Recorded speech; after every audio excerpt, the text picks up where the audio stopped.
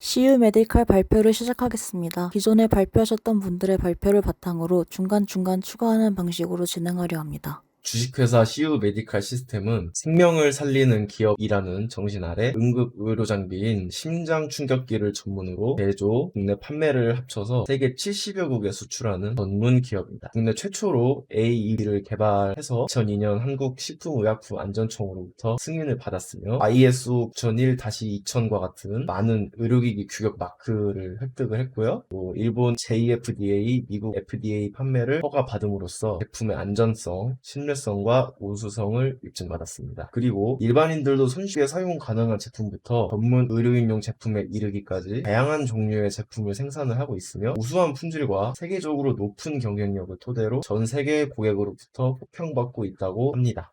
다음엔 기업 이념입니다. 세 가지의 이념을 삼고 있는데요. 인류 보건 향상에 기여하는 기업, 건강한 사회를 실현하는 기업, 그리고 생명을 살리는 기업이라는 이념을 가지고 있습니다. 그 밑에 있는 거는 기업의 가치인데요. 총 6개가 있습니다. 능력 있는 인재, 투명한 경영, 신뢰받는 기업, 협력하는 구성원, 도전하는 정신, 구성원의 소중함 이렇게 있습니다. 그 앞이 다 C인 것이 잘 맞추는 것 같습니다. 그 오른쪽에 있는 것은 회사 마크인데 이 코퍼레이션 아이덴티티라고 써놓고 구성원의 소중함을 상징으로 이 작은 물방울들이 합쳐져서 하나의 큰 원을 이룬다는 이미지로 처리가 되었다고 합니다. 이는 세계를 향한 기업으로서의 작은 시작이라는 의미가 있다고 합니다. 만약에 면접을 하게 된다면 알아두셔야 할 상황 같아서 넣었습니다. 회사 연역입니다. 2001년에 CU 메디칼 시스템 법인이 설립이 되었고 2002년과 2007년 사이에 자동 심장 충격기가 세계 6번째 아시아 최초로 출시가 되었고 CE 마크를 획득하였고 신기술 인정을 획득하고 신시장 개척 부문의 수상을 했다고 합니다. 대통령 표창으로. 그리고 2005년부터 2010년에 세계 인류 상품 생산 인증 기업에 선정이 되었고 국무총리상을 수상을 했고 고급형 AED인 아이패드를 출시를 했습니다. 그리고 보건복지부 장관상을 수상을 했고 일본 후생노동청 JFDA 인증을 획득을 했습니다. 그리고 IR52 장영실상을 수상을 했고 미국 FDA 510K 인증을 획득을 했습니다. 그리고 일본 후생노동청 JFDA 인증을 획득을 했고 수출 1000만 부를 달성을 했다고 합니다. 그리고 2011년에는 대한민국 일하기 좋은 100대 기업에 선정이 됐고요. 코스닥에 상장이 되고 해외 현지 법인이 설립이 됐습니다. 그리고 2013년에 대한민국 녹색 경영대상을 수상을 했고요. 그리고 일본 후생노동성 JFDA 인증을 획득을 했습니다. 다음엔 계열회사 헬스웨어 메디칼을 인수를 했다고 합니다. 그리고 2016년에서 2020년 사이에는 중국 CFDA 인증을 획득을 하고 미국에도 현지 법인을 설립을 하고 베어러블 제세동기의 제세동 방법의 특허를 출원을 인적자원 개발 우수기관에 인증이 됐고요. 전문 경영인을 영입을 해서 기업 구조 개선 및 핵심 사업을 강화했다고 합니다. 유명한 기사인데요. CU 메디칼은 자본시장의 금융투자업과 금융투자업에 관한 법률 위반, 횡령, 배임 혐의로 고발장이 접수가 됐었습니다. 그리고 청와대 국민청원에 CU 메디칼 나항록 대표와 임직원의 갑질 근절을 청원합니다라는 글도 올라왔었고 CU 메디칼 시스템의 나항록 대표와 좀 나쁜 일이 있었다라는 내용이 있습니다. 이후 2021년 3월 29일에 대표 이사가 변경이 되었고 사임을 한 거죠. 실제로 2020년 9월 29일이면 한 이쯤인데 그 후로 계속 이렇게 코스닥이 내려가는 모습을 보실 수가 있습니다. 실제로 거래량도 많이 없어졌고요. 그 다음입니다. 2021년 7월 22일 기사인데 잇따른 풋옵션의 유동성이 약화돼서 유증 통한 재무 개선을 한다고 합니다. 유상증자를 한다고 하는데요. 쉽게 말해서 이제 회사의 지분을 좀 더 다른 사람한테 판매를 하는 그러한 방식이기 때문에 앞서 말씀드린 기사에서 얘기가 나왔던 의료기 사업을 무리하게 확대를 해서 좀 잘 안 됐는지 사업부에서 적자 폭이 확대가 됐다고 합니다. 작년에는 매출 원가율이 99.65%까지 오르면서 애플 사업부에서만 11억 4,600만 원의 영업손실이 발생을 했다고 합니다. 그래서 영업손실이 436억 원, 당기 순손실이 246억 원이 발생을 했으며 기처리 결손금은 186억 원을 나타냈다고 합니다. 그래서 이제 유상증자를 통해서 좀 회사의 채무를 상환을 하겠다. 그러한 기사라고 말씀을 드릴 수가 있겠습니다. 여기서 기존에 발표하셨던 분들이 발표하신 이후 상황이 조금 바뀌었기에 기사를 추가하였습니다. 2021년 11월의 기사인데요. 앞 분위기와 다르게도 창사 이래 최대의 실적을 예상한다는 기사입니다. 2021년 초부터 체질 개선 사업을 시작했다고 하는데요. 바로 직전 기사에서 언급되었던 유상증자로 단기 채무를 정리하고 영국 프리미어리그와의 계약 체결로 이슈가 되면서 실적이 3분기까지 45억 원의 영업이익으로 매우 개선된 겁니다. 거기다가 이 시기에는 기사에서 볼 수 있는 이런 신제품들도 선보여서 기대가 크다는 내용이었습니다. 다음 기사로는 최신 근황을 추가해보았습니다. 얼마 전 기사인데요. 22년 올해 상반기에도 기세를 이어가서 지난해에 비해서 129% 증가한 57억 원을 기록했고 기간으로 보아도 지난해에 비해 27% 증가한 214억 원이라는 기사였습니다. 사업 분야입니다. 응급, 헬스케어, 재활, 교육, 소독기와 멸균기가 있습니다. 이 응급 분야는 자동 제세동기 제품이 CU 메디칼 시스템의 주력 상품입니다. 그리고 헬스케어는 IoT 기술을 접목을 해서 제품을 착용한 사람의 심전도 등을 체크를 하는 제품이 있습니다. 요새 인터넷 기사를 좀 살펴보시면 IoT 기술에 좀 많이 투자를 한다는 그러한 기사 좀 있었던 것을 확인을 했습니다. 그리고 재활 분야는 기능성 전기 자극 기술을 접목한 제품들을 팔고 있습니다. 교육에 있어서는 말 그대로 이게 자동 제세동기 교보제와 같은 것들을 판매를 하고 있고 소독기와 멸균기는 주로 병원에서 사용하는 것들을 판매를 하고 있습니다. 먼저 아이패드 CU-SP1인데요. 가장 먼저 나온 제품이고 주변 환경 소음에 따른 자동 음량 조절 기능과 사용과 관리에 용이한 패드,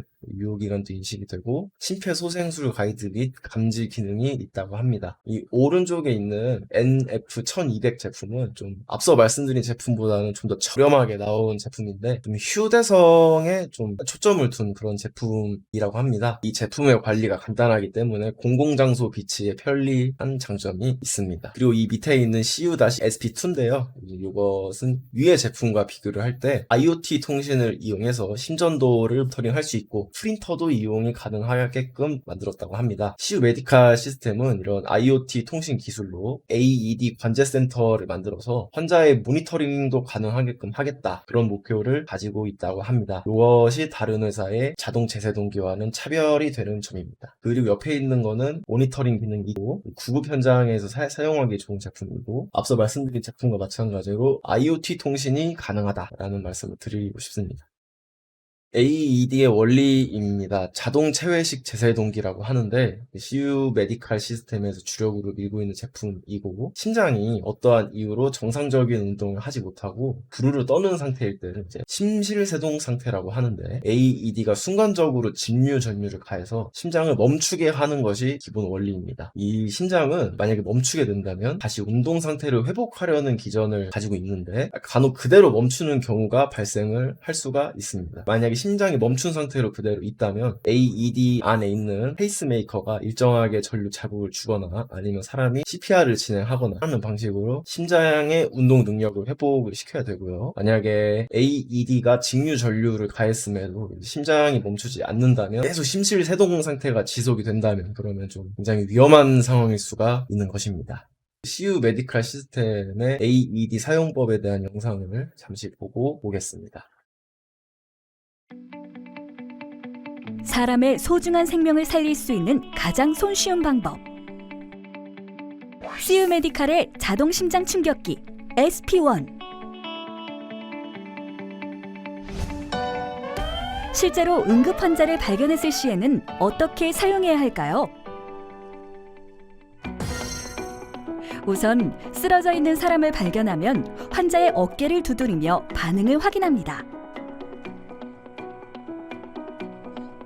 만약 의식이 없다면 신속히 119에 신고 후 주변에 AED를 요청합니다. AED 도착을 기다리는 동안 환자의 얼굴과 가슴을 자세히 관찰하며 호흡이 있는지 확인합니다. 만약 정확한 호흡 상태를 평가하기 어렵다면 119 상담원의 도움을 받는 것도 좋습니다. 다음으로 AED가 도착할 때까지 심폐소생술을 실시합니다. 양쪽 다리는 무릎 꿇은 자세로 어깨 너비만큼 벌려줍니다. 다음 한쪽 손꿈치를 가슴 한가운데에 놓고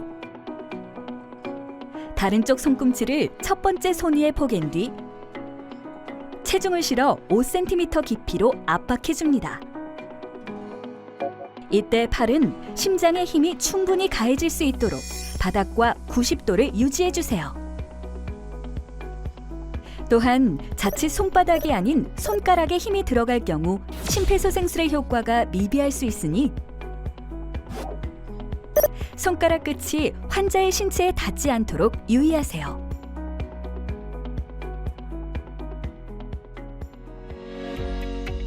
AED가 도착하면 본체 좌측 상단에 보이는 스위치 커버를 열어 환자에게 맞게 모드를 설정합니다.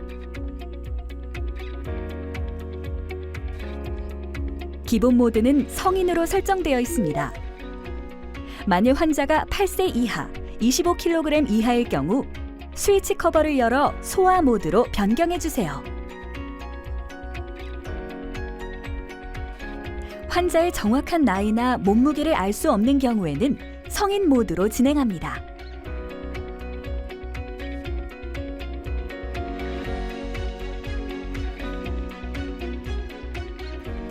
전원 버튼을 눌러 장비의 전원을 켜주세요. 삐 소리와 함께 전원이 켜졌다면 안내되는 음성 지시에 따라 환자의 상의를 탈의 후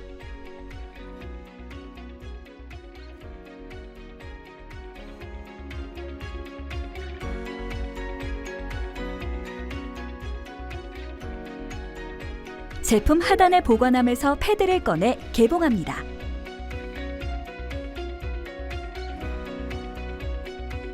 개봉한 패드는 보시는 것과 같이 오른쪽 쇄골 아래에 하나,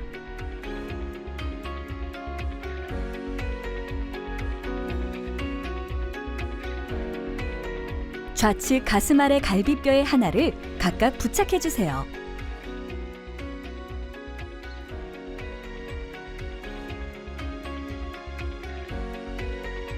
패드가 환자의 몸에 부착된 후 환자와 접촉하지 마십시오. 심전도를 분석 중입니다. 기기는 자동으로 환자의 심전도 분석에 들어가게 됩니다. 심전도가 분석되는 동안은 반드시 환자와 접촉을 멀리하고 주변인들 역시 거리를 유지할 수 있도록 돕습니다.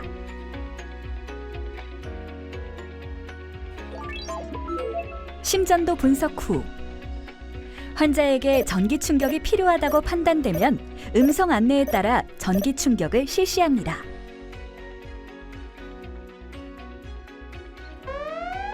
이때 사용자는 절대로 환자와 접촉해선 안 됩니다.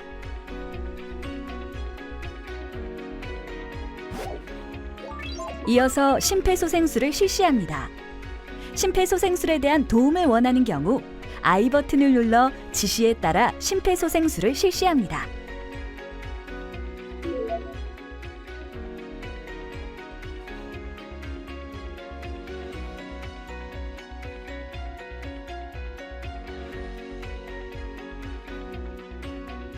AED는 2분마다 자동으로 환자의 심전도를 분석하고 전기 충격을 실시합니다. 따라서 구급대가 현장에 도착할 때까지 반복하여 심폐소생술 및 전기 충격을 시행해야 합니다. 자동 심장 충격기 SP1에 대한 사용 설명이 끝났습니다.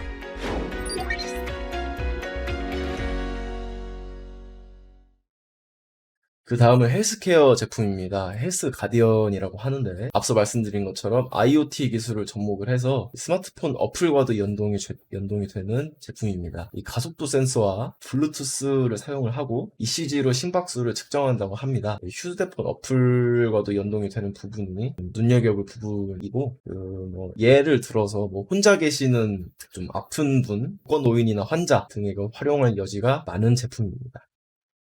그 다음은 노바스팀입니다. 기능적 전기 자극을 이용한 제품입니다. 이 거동이 어려운 부위에 전극을 부착을 해서 이 내장된 프로그램에 따라서 전기 자극을 가하는 방식으로 치료와 재활을 돕는 제품입니다. 여기 있는 제품 설명인데 보시면 피부 표면에 전극을 부착하고 저주파 전류를 인체에 통하게 해서 척수 손상, 뇌졸중 등의 상부 운동성 신경마비 환자의 보행 및 족하수 방지 등의 근육 개선 및 통증 완화를 목적으로 합니다. 피부 표면에 전극을 부착을 해서 저주파 전류를 인체에 통하게 하는 방식으로 상기의 설명한 목적과 함께 척수 손상 환자의 관절 가동 범위 유지 및 증대, 중풍 및 척수 손상 환자의 보행, 견관절 아탈구 차료를 위한 기능 훈련을 도울 수 있는 제품이라고 합니다.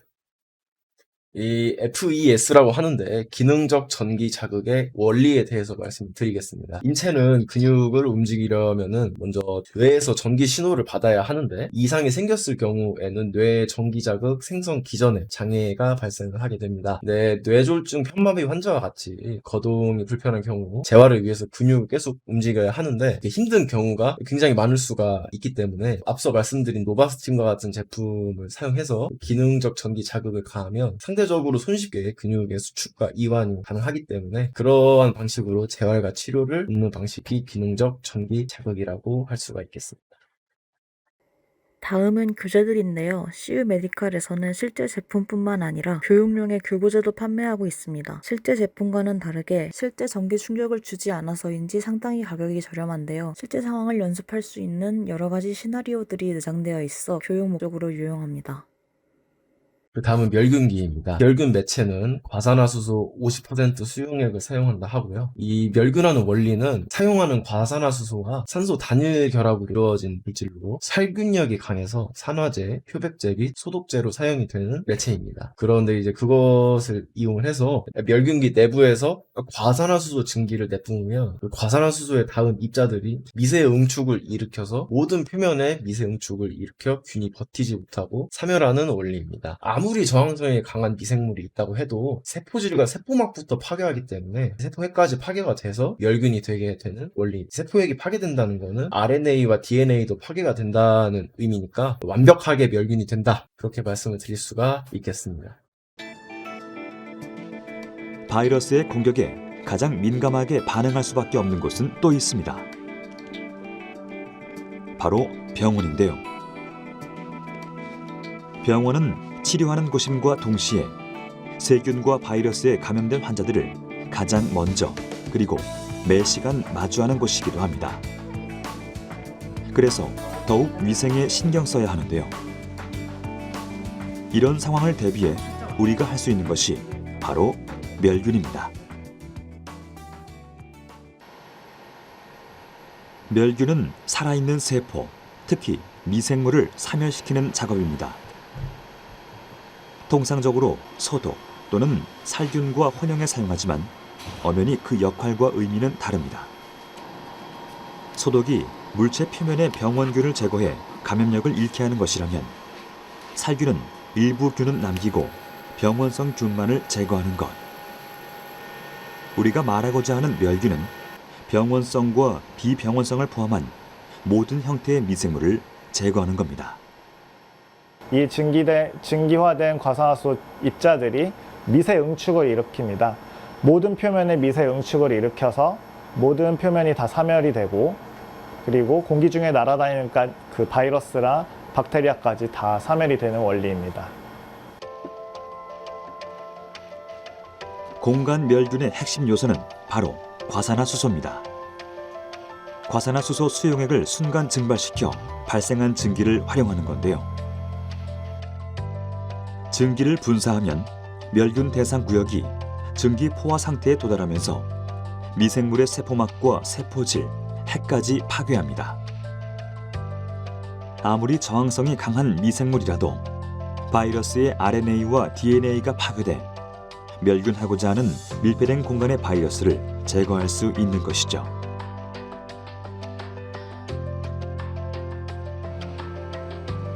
멸균의 검증은 생물학적 지표차를 통해 확인할 수 있는데요. 멸균의 척도가 되는 균주, 즉 사멸이 가장 어려운 균의 존재 여부를 통해 판단합니다. 만약 균주가 생장했다면 pH 농도가 낮아지며 노란색으로 변화합니다. 그리고 사멸했다면 보라색으로 남게 되죠. 이러한 변화를 통해 명확한 멸균을 입증할 수 있는 겁니다. 지금부터는 채용 정보입니다. 1차는 서류 전형, 2차의 실무진 면접, 3차의 경영직 면접을 거쳐서 합격하게 된다고 합니다. 몸에 한 뼘 크기 이상의 문신이 있거나 한다면 채용이 어려울 수도 있다고 하네요. 또 면접을 본 사람들이 잊을만 하면 전화가 왔다는 리뷰가 있을 정도로 각 시험별 텀이 꽤 길다고 합니다. 가장 오른쪽의 것은 작년까지의 사이트에 존재하던 채용 공고들인데요. 올해부터는 사이트를 리뉴얼하였는지 해당 공고들이 모두 사라졌고 워크넷 등의 사이트에서 채용 중이었습니다. 사이트 리뉴얼의 영향인지는 몰라도 2021년 이전의 채용 이력을 찾아보기 어렵기에 이 정도 참고하시면 될 것 같습니다.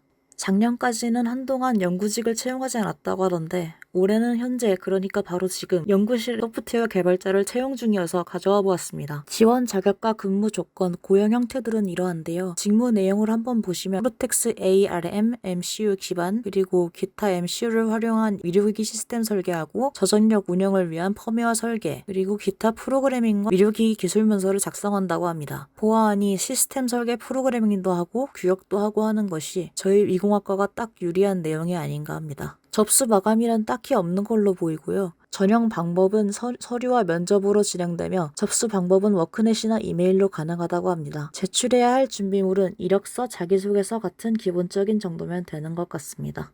다음은 블라인드 후기와 복리 후색인데요. 주로 긍정적인 반응은 워라벨 하나는 좋은 회사, 워라벨 원툴 같은 후기인 반면 부정적인 반응은 주로 무능한 사람이 좋은 대우를 받는다거나 대표가 좀 그렇다거나 월급에 비해 일을 많이 시킨다는 내용으로 회사 자체는 나쁘지 않은데 사람이 문제인 회사로 파악할 수 있을 것 같습니다. 인사 담당자의 직접 정보로는 석식이나 조식 없이 중식만 무료 제공된다는데요. 이 점은 저녁을 알아서 챙겨 먹어야 한다는 점으로 해석할 수도 있을 것 같고, 다르게 생각하면 야근이 없다는 것과 같이 생각해 본다면 칼퇴근이 보장되는 것은 아닌가 예상해 봅니다. 오른쪽은 복리 후색인데요. 직전에 후기가 돈을 덜 준다는 이야기도 있고 사람들이 좀 그렇다는 이야기도 있었는데 상반되는 이야기가 내용에 많아서 너무 믿지는 않는 것이 좋아 보입니다.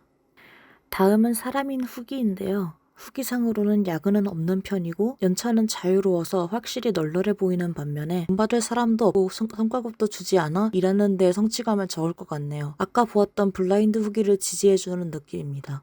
이후부터는 면접 후기들입니다. 회사 내 화합을 중요하게 생각하는지, 스펙보다는 회사에 잘 융합될 수 있는지와 어떤 활동을 했는지 물어본다는 후기, 면접의 분위기가 편안하고 이야기를 많이 해준다는 후기, 처음에 언급되었듯이 회사에서 직접 연락을 주되 단계마다 오랜 시간이 걸렸다는 후기, 면접 분위기는 딱딱한 면접이라기보다는 대화를 나누는 느낌이었다는 후기, 각 단계마다 2주간의 시간이 있었다는 후기, 공격적인 질문은 없었지만 역시 다음 면접까지의 시간이 오래 걸린다는 후기가 있습니다. 그럼 이상으로 CU 메디컬 발표를 마치도록 하겠습니다.